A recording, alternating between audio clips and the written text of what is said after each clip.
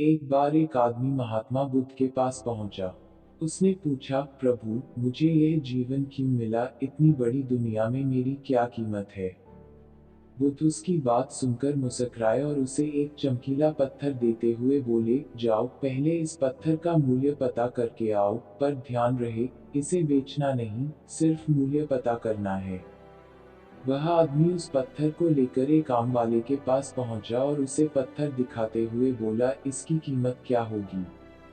आम वाला पत्थर की चमक देखकर समझ गया कि अवश्य ही यह कोई कीमती पत्थर है, लेकिन वह बनावटी आवाज में बोला, देखने में तो कुछ खास नहीं लगता, पर मैं इसके बदले 10 आम दे सकता हूँ।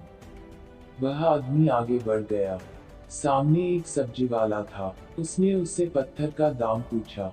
सब्जी वाला बोला, मैं इस पत्थर के बदले एक बोरी आलू दे सकता हूँ। आदमी आगे चल पड़ा। उसे लगा पत्थर कीमती है, किसी जौहरी से इसकी कीमत पता करनी चाहिए। वह एक जौहरी की दुकान पर पहुंचा और उसकी कीमती पूछी।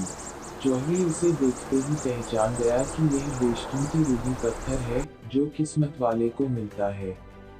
वह बोला, पत्थर मुझे दे दो और मुझसे 10,000 रुपए ले लो। उस आदमी को अब तक पत्थर की कीमत का अंदाजा हो गया था। वह बुद्ध के पास लौटने के लिए मुड़ा। जौहरी उसे रोकते हुए बोला, अरे रुको तो भाई, मैं इसके 50,000 दे सकता हूँ। लेकिन वह आदमी फिर भी नहीं रुका।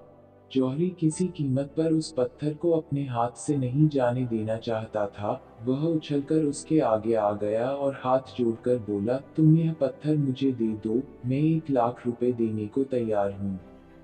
वह आदमी जौहरी से पीछा छुड़ाकर जाने लगा। जौहरी ने पीछे से आवाज लगाई, ये बेशकीमती पत्थर है, अनमोल है। तुम जितने पैसे कहोगे, मैं दे दूंगा। यह सुनकर वह आदमी हैरान परेशान हो गया। वह सीधा बुद्ध के पास पहुंचा और उन्हें पत्थर वापस करते हुए सारी बात कह सुनाई। बुद्ध मुस्कुरा कर बोले, आम वाले ने इसकी कीमत 10 आम लगाए, आलू वाले ने एक बोरी आलू, और जौहरी ने बताया कि अनमोल है। इस पत्थर के गुण जिसने जितने समझे, उसने उसकी उतनी कीमत लगाई। ऐसे ही यह जीवन है। हर आदमी एक हीरे के समान है।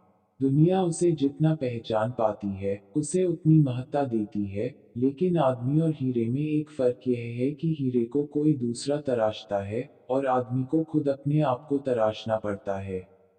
तुम भी अपने आप को तराश कर अपनी चमक बिखेरो, तुम्हें भी तुम्हारी कीमत बताने वाले मिल ही जाएंगे।